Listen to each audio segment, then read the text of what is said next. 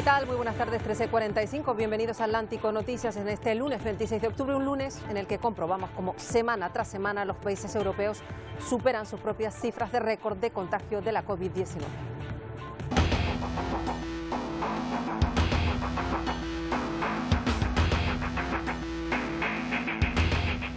Así que los gobiernos europeos han optado por endurecer las medidas ya de por sí estrictas para tratar de bajar el incesante crecimiento de la curva en la segunda ola. Las restricciones al derecho de reunión y de movilidad de los ciudadanos ya se aplican en muchos puntos de Europa, entre ellos España, donde han entrado en vigor restricciones horarias nocturnas.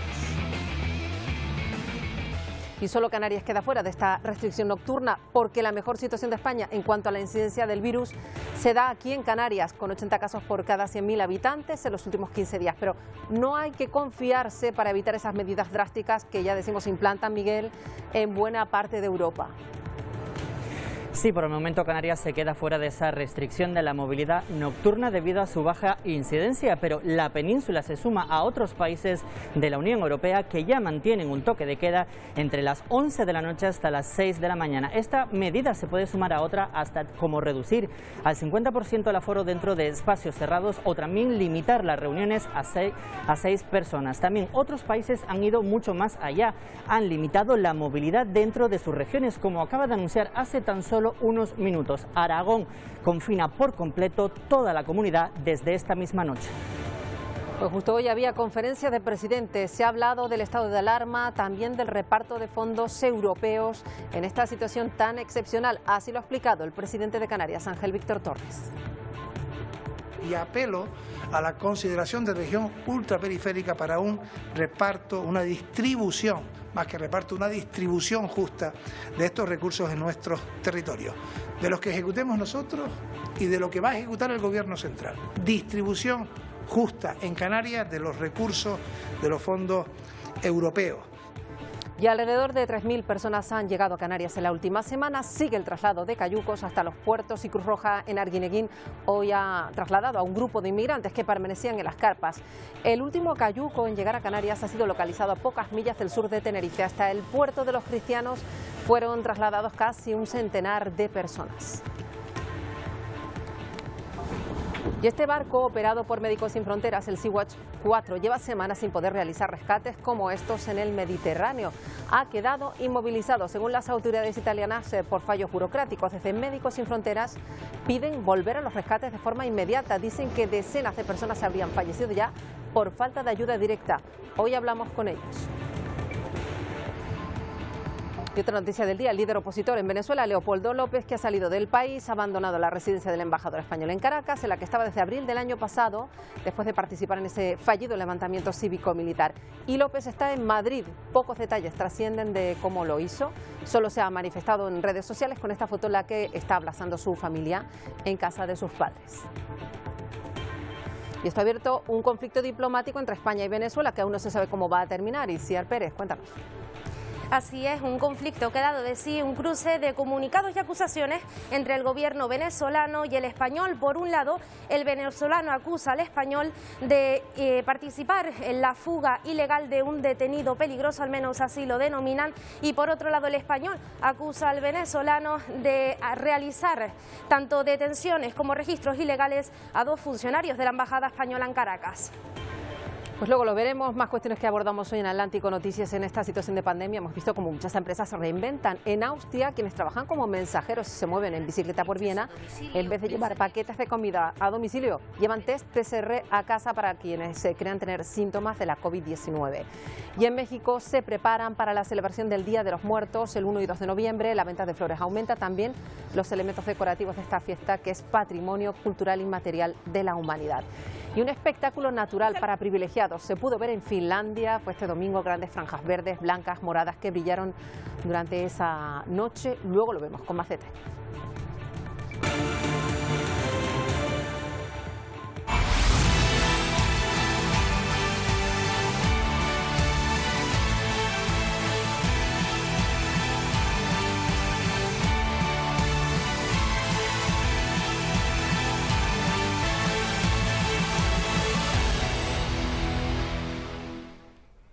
Pues vamos a arrancar precisamente en Chile, porque allí se celebró este domingo un plebiscito sobre si redactar una nueva constitución o mantenerla elaborada durante la dictadura de Pinochet. Una convocatoria que surgió a raíz de protestas. En octubre del año pasado se reclamaba poner fin a las desigualdades. Desde Chile en directo con Atlántico Noticias está hasta ahora el periodista Cristian de Medici, de Mega Chile. Buenas tardes, Cristian. Las urnas han dado un respaldo abrumador al cambio constitucional.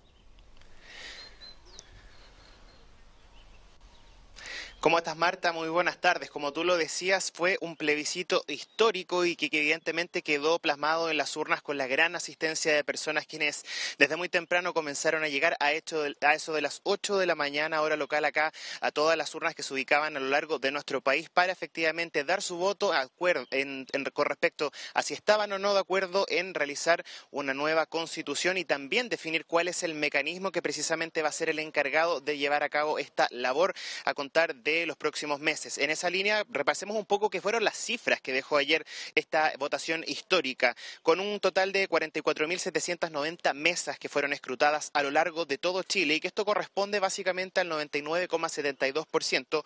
La opción apruebo, es decir, apruebo una nueva constitución, alcanzó el 78,28%, mientras que la opción de rechazo alcanzó solo un 21,72% en torno a la redacción de una nueva constitución. Ahora, si hacemos énfasis en torno al mecanismo que va a ser el encargado de realizar la redacción, existían dos opciones: la Convención Mixta Constitucional y la Convención Constitucional. La primera que yo les decía era una opción en la cual se habilitaba un 50% de redactores que son encargados por el Congreso, mientras que otros 50% que habrían sido elegidos por votación popular. Ahora, la Convención Constitucional, que finalmente fue fue la victoriosa ayer luego de estas votaciones, es una convención que es completamente por elección popular, es decir, los constituyentes van a ser elegidos a contar del próximo mes de abril del próximo año, donde también se marca dentro de una votación de alcaldes y también de gobernadores regionales. En esa línea también, según los datos preliminares que fueron entregados por el Servicio Electoral de acá de nuestro país, precisamente en Chile, el total de votantes alcanzó un 7.550.477,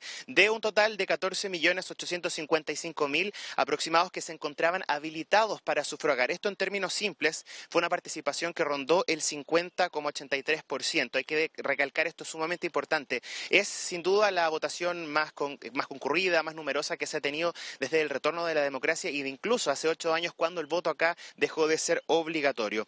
En esa línea existen muchas implicancias que hay que considerar porque evidentemente es un calendario electoral bastante extenso que se extiende, por ejemplo, en 7 votaciones donde incluso está incluida la elección presidencial del año 2021. En esa línea también recalcar un poco lo que fue también la jornada de ayer, que estuvo bastante numerosa, pero que evidentemente estuvo marcado por el contexto de la pandemia. Hubo medidas sanitarias que hubo que seguir y también protocolos sanitarios tanto para los vocales de mesa como también a los ciudadanos quienes fueron acá y que tenían que respetar básicamente para prevenir los contagios, pero sin duda manifestar su opción a voto.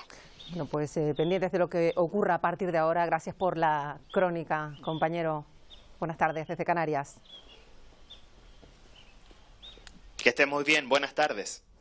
Pues es lo que nos han contado nuestros compañeros de Mega Chile para la Alianza Informativa Latinoamericana. Y ahora miramos a lo que ocurre en Madrid, porque después de salir de Venezuela, Leopoldo López está ya en España.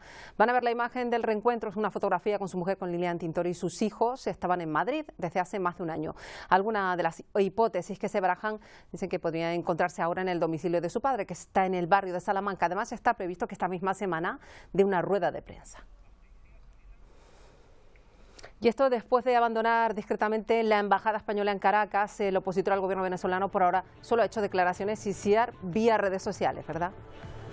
Así es, este domingo lo primero que hizo cuando llegó a Madrid fue publicar esa foto del esperado reencuentro. Luego realizó una serie de declaraciones, eso sí, a través de su cuenta de Twitter, afirmando que continuará luchando en un nuevo espacio de acciones por acciones precisamente que recuperen los valores democráticos a Venezuela. Y también lo hará, afirma, a través del apoyo de Juan Guaidó. La previsión es que esta semana Leopoldo López dé una rueda de prensa para enmarcar las acciones que llevará a cabo en este sentido. Recordamos el opositor venezolano pasó 3 años en la cárcel y luego en 2017, gracias a la intervención internacional, entre otras personas, de José Luis Rodríguez Zapatero, el expresidente del gobierno español, logró un arresto domiciliario. Sin embargo, en 2019, tras el intento fallido de levantamiento contra el gobierno de Nicolás Maduro, huyó a la embajada española en Caracas, donde se le acogía con la condición de huésped.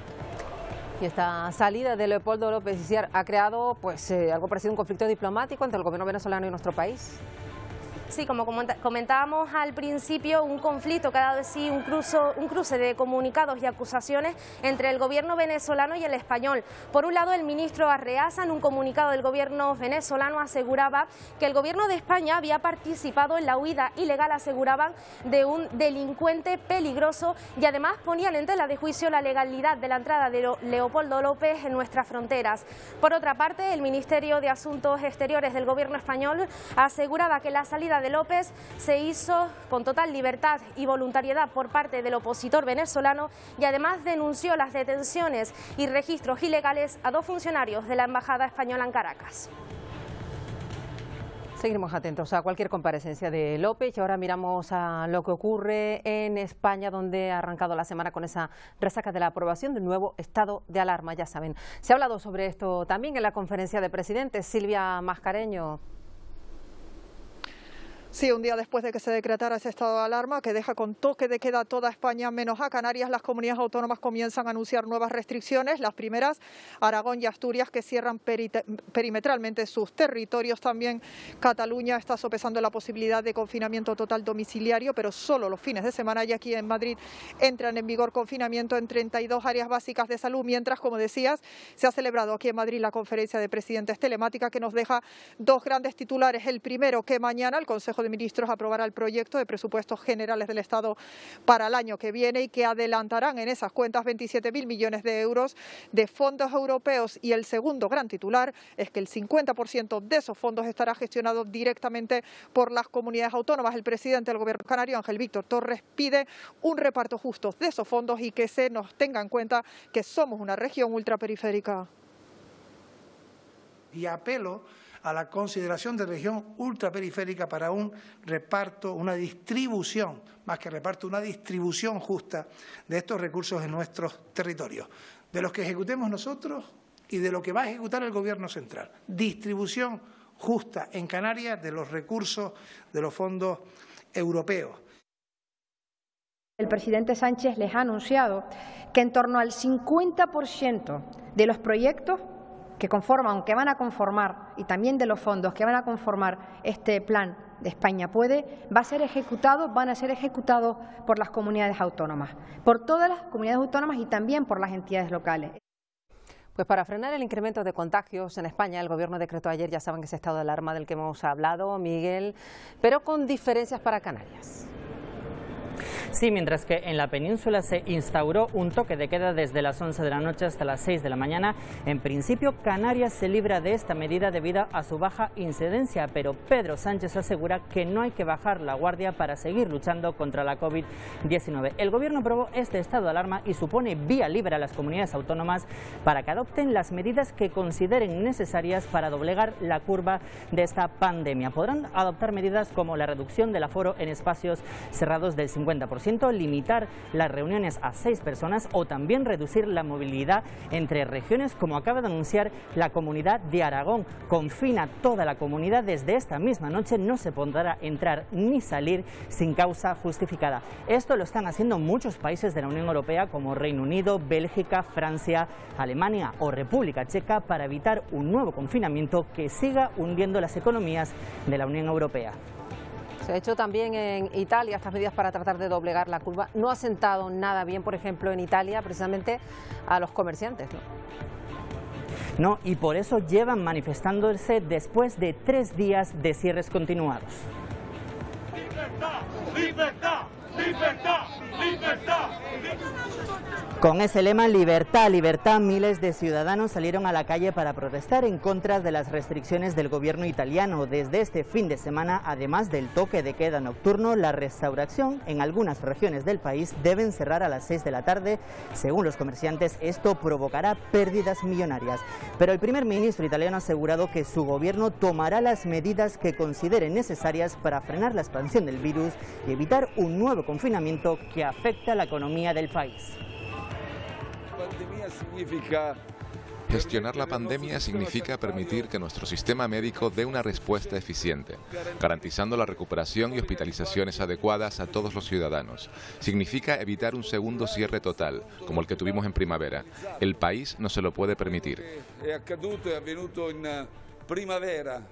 Eso en Italia. ¿Y qué pasa en Alemania? Ya saben que también allí se aplican restricciones a los ciudadanos para contener los contagios, entre ellas una cuarentena obligatoria para todos los viajeros que vuelvan desde zonas de riesgo a partir del 8 de noviembre. Pero ya saben que Canarias ha quedado excluida de esas zonas consideradas de riesgo. Así que vamos a hablar de este asunto hoy con Arturo Ortiz Arduán, es consejero de Tour España en Alemania y nos atiende hoy desde Berlín. Señor Ortiz, han pasado varios días desde el anuncio de las autoridades alemanas.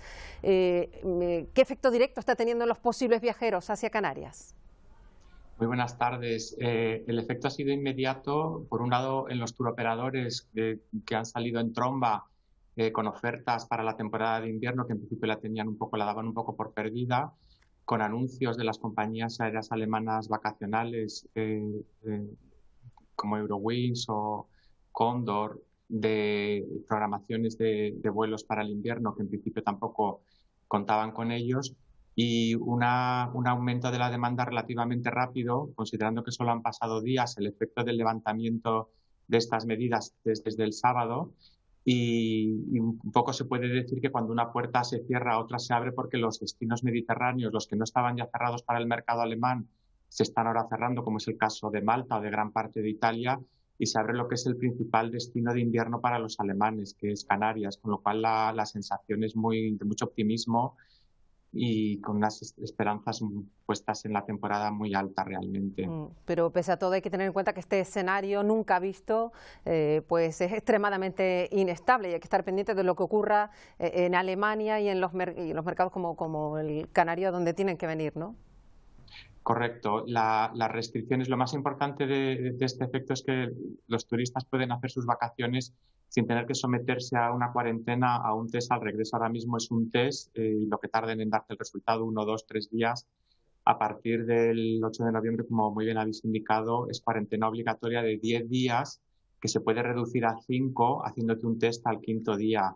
En la medida en que Canarias consiga sortear el invierno, evitando volver a estas cuarentenas obligatorias, la temporada puede acabar siendo relativamente buena, pero para esto hay que mantener una situación epidemiológica correcta también en ambos países y recuperar la confianza del turista alemán en que se pueden hacer estos viajes seguros. Bueno, que está claro que este tipo de situaciones son fundamentales para que poco a poco y con los cambios que imponga a partir de ahora el coronavirus, para saber que el sector turístico es viable y que en meses se pueden establecer situaciones similares como las que ahora tiene Alemania con Canarias, ¿no?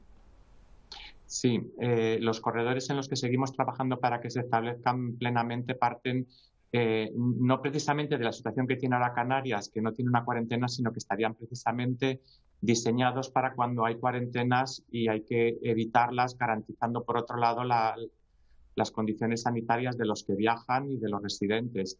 Entonces nosotros seguimos trabajando, el gobierno español sigue trabajando en el establecimiento de estos corredores seguros que puedan funcionar con o sin cuarentenas, sin que eso suponga un menoscabo de la seguridad sanitaria de todos.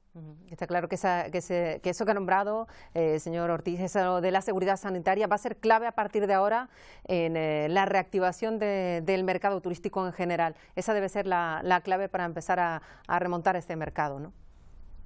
Correcto. En principio, nosotros ya partíamos de una posición de salida relativamente buena cuando se reabrió, tras el estado de alarma en junio, cuando se reabrió España con los primeros vuelos piloto. Luego el estado de alarma adelantó su cierre, no se completó todo el plan que se había establecido, pero desde entonces ahora tenemos un recorrido muy largo. Los alojamientos hoteleros han demostrado que pueden aplicar unos protocolos muy estrictos Se puede decir que no hay casos de contagio dentro de transmisión local entre turistas que están haciendo vacaciones, que el turista alemán ha ido y ha vuelto de manera segura. Recientemente, lo hemos dicho en algunas otras ocasiones, han estudiado los datos de los casos positivos que se han dado en el aeropuerto de Frankfurt de llegadas para ver qué transmisión internacional había, qué transmisión provocaba la movilidad internacional, que era fundamentalmente turística. Entonces, en el aeropuerto de Frankfurt, en los últimos meses, en los meses de verano, teniendo en cuenta los 10 principales destinos turísticos de los alemanes, de dónde estaban viniendo ellos, el porcentaje de casos positivos era de un 0,7%, o sea, nada. En el caso de España, este porcentaje llegaba al 0,1%. Quiere decir que la movilidad turística internacional, a lo mejor no otro tipo de movilidad, a lo mejor no otro tipo de visitas a familiares y amigos, pero la que es controlada con aerolíneas que siguen protocolos muy estrictos, con cadenas hoteleras que siguen protocolos muy estrictos, con hoteles independientes que siguen protocolos muy estrictos, se pueden hacer unas vacaciones muy seguras. Eso está demostrado, y la idea del corredor seguro es estandarizar esto para cuando la pandemia se desboque por otros lados, poder mantener fiable y seguro estos corredores donde está probado ya que no hay transmisión. Pues esperemos que funcionen y que sigan funcionando durante los próximos meses estos corredores seguros entre Canarias y Alemania. Arturo Ortiz, Arduan, gracias por atendernos. Buenas tardes desde Canarias. Vamos a seguir ahora con los ensayos de la vacuna de la Universidad de Oxford y AstraZeneca, que siguen siendo esperanzadores porque los primeros resultados están diciendo que hay una sólida respuesta inmune entre el grupo de riesgo. Según los investigadores, la vacuna genera anticuerpos en las personas de mayor edad. Van a verlo en la candidata. También genera respuestas inmunes robustas entre el grupo de personas sanas entre 18 y 55 años.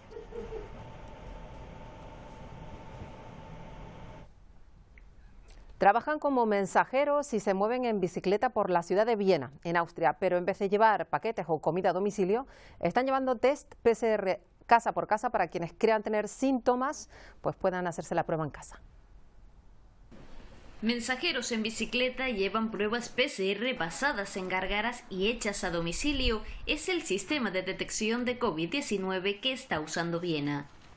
En vez de llevar paquetes o cenas a domicilio, unos 130 mensajeros realizan PCR sencillas y gratis en casa a quienes tienen síntomas de la COVID-19 para que puedan ser diagnosticados sin salir de su vivienda. Por encargo de las autoridades sanitarias del ayuntamiento, los transportistas recogen y llevan hasta 1000 pruebas cada día a diferentes laboratorios de la capital austriaca. Los resultados tardan entre 24 y 48 horas y son comunicados a los pacientes mediante una página web a la que se accede con un código PIN personalizado enviado por mensaje de texto al teléfono móvil. Estos PCR son realizados mediante un método de gárgaras desarrollado por científicos austriacos, no el habitual método de extracción de muestras de la nariz y la garganta. La ventaja de este sistema, aparte de la comodidad para el usuario, es que no precisa la intervención del personal sanitario, por lo que se ahorran recursos humanos que pueden ser necesarios en otros sitios en un momento de rápida subida de los contagios y permite realizar más pruebas en menos tiempo. La recogida de muestras comienza con una llamada a un teléfono gratuito en el que se informa de cómo proceder en caso de síntomas o de haber estado en contacto con positivos confirmados. Solo en septiembre, el Ayuntamiento de Viena realizó más de 30.000 pruebas a domicilio, más los miles que se realizan cada día en 2 centros de análisis gratuitos. ¿Y qué pasa con el mercado turístico holandés? Ya saben que es muy importante también para Canarias, especialmente para Gran Canaria. De hecho, es una isla que recibía al 40% de los visitantes de esa nacionalidad que viajaban a Canarias. Este año va a ser complicado que vuelvan a repetirse las cifras por el temor de la población holandesa a la COVID-19. Así que vamos a ver cómo están las cosas allí y lo hacemos gracias al corresponsal en España del prestigioso diario NRC Handelsblad, Koen Greven, que ya nos atiende. ¿Qué tal? Buenas tardes desde Canarias. Hola, buenas tardes, desde Madrid.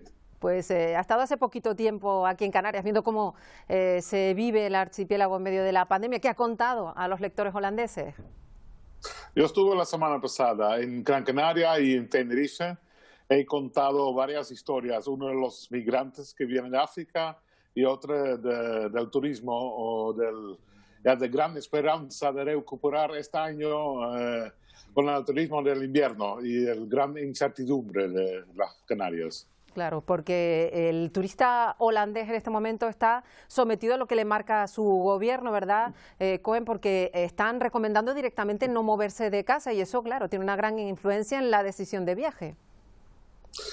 Ya, los holandeses están como todos, creo, haciendo planes desde un principio y siempre se tiene que anular los viajes, hay otra incertidumbre, viene la segunda ola.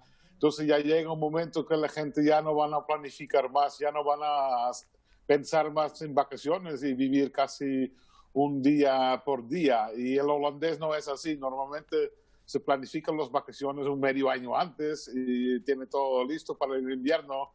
Pero este invierno ya no sabemos qué hacer. El mismo gobierno de Holanda dice mejor quédate en casa y no te mueves desde fuera del país. Y ahí el holandés es así en su carácter, ya tiene responsabilidad y lo hace cuando el gobierno lo dice. Claro, por eso llamó tanto la atención y hay que contarlo porque fue una especie de escándalo en el país el hecho de que la familia real holandesa pues desafiara esta recomendación que están cumpliendo todos los ciudadanos, lamentablemente para Canarias, pero es que se fueron de viaje a Grecia y esto provocó pues un problema incluso para el gobierno, además de la familia real, ¿no? Claro, bueno, cada país tiene su escándalo con su familia real, creo, pero este fue uno de Holanda que ya es un poco extraño o hasta ridículo. Si el gobierno dice quédate en casa, no viajes para afuera, y el jefe de Estado, el primero lo que hace es ir con su familia a Grecia, ya eso provocó tanto rabia o tristeza o decepción que el mismo rey tenía que devolverse dentro de 3 horas estando en Grecia y pedir perdón al pueblo que ya él estaba equivocado, dijo, y tenía que dar el ejemplo y con eso ya se ha resuelto el problema y fue aceptado. Por tanto, esperar turistas holandeses hacia Canarias, y eso que en Canarias pues están en este momento en mucha mejor situación que el resto de España. Eso llega, esa noticia llega a Holanda, ¿podríamos esperar algún tipo de turismo desde allí o la cosa, como dices, Koen, está complicada? La cosa está complicada, por supuesto. Bueno, yo he escrito 2 páginas, entonces espero que esa noticia lo lean en Holanda. Pero ya, si es por mí, yo estuve en Gran Canaria con ningún tipo de problema. Yo estaba muy tranquilo, pero ya, era más palomas. Pero, por ejemplo, era una ciudad fantasma, daba tristeza viendo todo eso tan bonito, con un solcito, 26 grados, y ya lo que faltaba era los turistas y la vida. Pero ya miedo del corona, 0,0. Entonces, si podría la gente ir, yo recomendaría ir a Islas Canarias este invierno, pero ya todavía hay mucha incertidumbre. No podemos decir lo que pasa dentro de una semana y menos que dentro de 2 meses. Bueno, pues esperemos que las crónicas de Koen Greven convenzan a turistas de su país a que vengan a Canarias, que aquí la situación está mejor, afortunadamente, que en el resto de España. Koen Greven, gracias por atender a Atlántico Noticias. De nada, siempre algo. Vamos a hablar de otro de las noticias de estos días. Más de 3.000 personas han llegado en la última semana a nuestro archipiélago a bordo de cayucos. Uno de los puntos que más presión soporta es Arguineguín. Ya saben, allí siguen a la espera estas personas, Tania Sánchez, a la espera de ser trasladados a otro punto, ¿verdad? Sí, ahora mismo aquí en el muelle de Arguineguín siguen 915 personas que han pasado la noche. Ayer fueron trasladados 343 a diferentes complejos alojativos, tanto del municipio de San Bartolomé de Tirajana como del municipio de Mogán. Se espera que esta tarde, a partir de las 6, puedan ser trasladados otro grupo de ellos. Recordemos que en los últimos meses, de septiembre a octubre, han llegado a Canarias 10.000 personas y este campamento, el de Arguineguín, hacía que no recibía migrantes desde el 20 de agosto. Ya van 48 horas que no llega ninguna persona por vía marítima hasta este punto de las Islas Canarias. Y misma imagen también en la isla de Tenerife, y es que esta mañana llegaba un cayuco al muelle de los Cristianos con un total de 167 personas a bordo, de las cuales 56 serían menores de edad. Además, algunos de ellos han tenido que ser trasladados al hospital por presentar síntomas leves. La embarcación fue interceptada por la Salvamar sobre las 9:30 de la mañana a unas 8 millas del municipio de Arona. Esta operación ha estado llevada a cabo por la policía local, la nacional, la portuaria, Guardia Civil y también Cruz Roja. Hay que destacar y hay que recordar también que se trata de la segunda embarcación que llega a la isla de Tenerife en las últimas 24 horas. En la tarde de ayer llegaba otra a la zona sur de la isla de Tenerife con 67 migrantes a bordo. En los últimos 7 días en Canarias han llegado más de 3.000 migrantes a nuestras costas. Eso en los que llegan a nuestras costas, pero en Senegal este fin de semana un cayuco que precisamente venía a Canarias se incendió durante la travesía. Hoy el presidente de Senegal, Macky Sall, ha lamentado la pérdida de momento de más de 10 jóvenes. Son de las pocas imágenes estas que van a ver grabadas por unos pescadores de la zona del incendio. Fue el pasado viernes, 51 personas pudieron ser rescatadas, pero no se sabe cuántas iban en la embarcación. Wow. Es una situación de constante flujo de inmigración a bordo de embarcaciones irregulares que ya nos recuerda a lo que ocurre más lejos de nuestras costas, en el Mediterráneo, con las embarcaciones que salen de Libia rumbo a Italia. Y por eso hoy queremos hacernos eco de un llamamiento que realiza Médicos Sin Fronteras, porque el pasado 19 de septiembre las autoridades italianas inmovilizaron este barco, que es el Sea-Watch 4, un barco de búsqueda y rescate operado junto a Sea-Watch y Médicos Sin Fronteras, que ha salvado ya miles de vidas. Pero que ahora no puede hacerlo porque está parado. Así que hoy queremos hablar con Raquel González, que es Relaciones Externas de Médicos Sin Fronteras. Raquel González, un placer saludarla desde Canarias. Hola, muy buenas tardes. ¿Qué razones se dan para que este barco siga parado en Italia? Bueno, pues lo cierto es que las razones son de índole administrativa, de índole burocrática, y si bien desde Médicos Sin Fronteras reconocemos y respetamos la importancia de los controles de seguridad portuaria como un componente esencial del derecho marítimo, tenemos la sensación que la decisión de las autoridades italianas tiene una motivación política de que no volvamos a salir al mar, de que no volvamos a hacer rescates, y en tanto en cuanto estemos parados eso implica que no va a haber operaciones de rescate y que de alguna manera este derecho marítimo y los reglamentos de seguridad se interpreten de una forma absolutamente restrictiva y bastante maniquea. Ustedes lo que insisten es que el hecho de que esté parado directamente incide en la suerte que puedan correr las personas que se lanzan al mar, porque siguen llegando, lo estamos viendo aquí en Canarias, lo siguen haciendo desde Libia, una situación peligrosísima la que viven estas personas que probablemente se han quedado muchas a la deriva. Efectivamente, es que cuando fue incautado el Sea-Watch 4, este era el quinto buque de búsqueda y salvamento de una ONG que se detenía en puertos italianos en los últimos meses. Es decir, ha habido antes del Sea-Watch 4 varias, se han confiscado esos barcos, han quedado paralizados en distintos puertos italianos. De ahí que pensamos que hay un bloqueo más allá de todos los trámites burocráticos y administrativos que, por supuesto, estamos tratando de subsanar. Sí me gustaría destacar de que solamente solo esta semana se ha producido la muerte de casi 20 personas, entre ellas 2 niños y una mujer embarazada, y pensamos, se presume que hay otras 5 personas desaparecidas o muertas en otro incidente. Es decir, en tanto en cuanto no haya operaciones de rescate en el mar, va a seguir aumentando ese número de muertes que asciende ya a más de 500 en lo que llevamos de año. Por eso hoy queremos ser de altavoz de Médicos Sin Fronteras en esta reivindicación y también preguntarle, Raquel, por la situación que se vive aquí en Canarias, en tanto cuanto sabemos que Médicos Sin Fronteras no trabaja en Canarias, pero Salvamento Marítimo sí que están pidiendo ayuda porque se están viendo desbordados. Aquí también están llegando una enorme cantidad de personas con muchas dificultades. ¿Tienen previsto trabajar en Canarias, dada este llamamiento que le han hecho desde Salvamento Marítimo?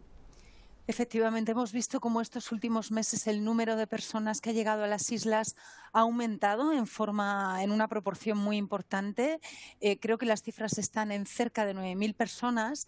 Si la progresión sigue, va a ser efectivamente muy preocupante. Sí nos gustaría explicar que no es una situación similar a la de la crisis de los cayucos en 2006, donde no había ningún sistema organizado para dar respuesta a las llegadas de estas personas. Actualmente hemos desplazado un equipo a las islas para evaluar la situación derivada de este aumento de llegadas.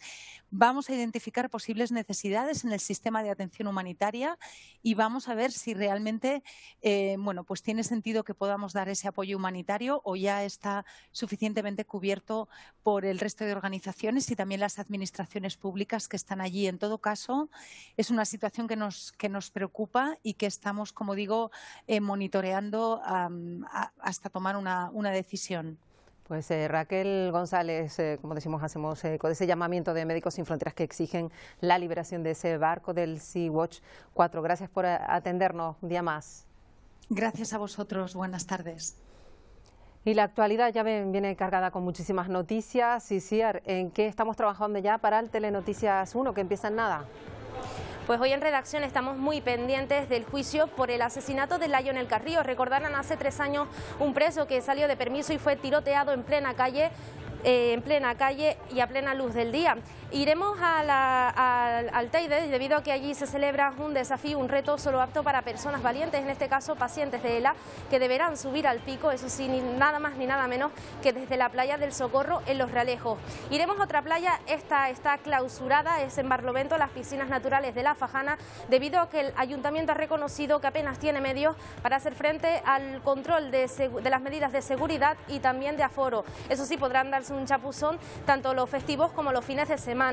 Y también hablaremos de otro tipo de medidas de seguridad, estas pues de cara al Día de los Difuntos. Este domingo el Ayuntamiento de Las Palmas de Gran Canaria ha habilitado un sistema de cita previa y además ha retirado todos aquellos útiles de limpieza de uso común. Todas estas noticias y muchas más a partir de las 2:30 en la primera edición del Telenoticias. Pues será nada, ya decíamos que aquí en Canarias los cementerios se están preparando para un Día de Todos los Santos diferente. El día 1 y 2 de noviembre sí que se celebra de forma especial en México, ya saben, ese Día de Muertos. Y este año, debido a las restricciones de la pandemia, los panteones no van a abrir, por eso muchos mexicanos han adelantado las visitas. En medio del olor a cempasúchil, miles de familias capitalinas se alistan para la celebración del Día de Muertos. Dame una de cresta y 2 de esta. Ok, ¿se la pasa? Toneladas de flores abarrotan los mercados, como el de Jamaica, para recordar a los que ya no están. ¿Cuánto es el manojo? Un 60. Cientos de brazos cargan manojos de flores. Hoy la tradición del Día de Muertos convive con la pandemia, que cerrará las puertas de 117 panteones de la Ciudad de México el 1 y 2 de septiembre para evitar contagios de COVID-19. De ahí que muchos se adelantaron a visitar tumbas este fin de semana. A ver si nos dan autorización de entrar al panteón para poder enflorar a mi papá. Pues sí, va a ser muy diferente, pero pues, como cada año tenemos que ir. A unos días del Día de Muertos, también se adelantaron compras para las ofrendas desde casa. ¿Qué llevamos? Platícame. Pues flores de cempasúchil y unas flores moraditas para mis papás. Van para la ofrenda de casa.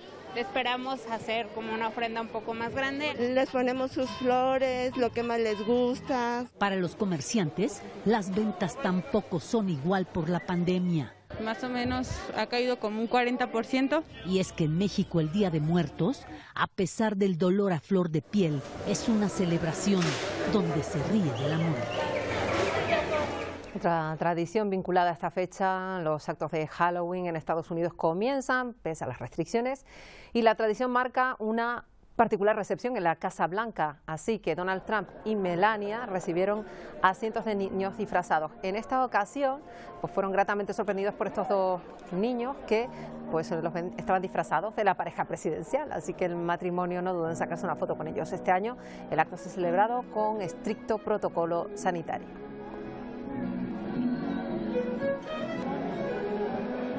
Vamos a despedir hoy con un espectáculo que regala la naturaleza cada año. Nos despedimos con estas auroras boreales desde Laponia. Se pueden observar estas luces verdes y moradas, también blancas en el cielo. La aurora boreal, un fenómeno que se produce cuando las partículas de viento solar impactan con la Tierra y chocan con las moléculas de gas de nuestra atmósfera. Con estas imágenes terminamos por hoy. Si tienen alguna historia que contarnos, ya saben, tienen el correo atlánticonoticias@tvcanaria.tv. Nada, se quedan con el Telenoticias Primera Edición con Paco Luis Quintana e Isabel Baeza. Hasta mañana.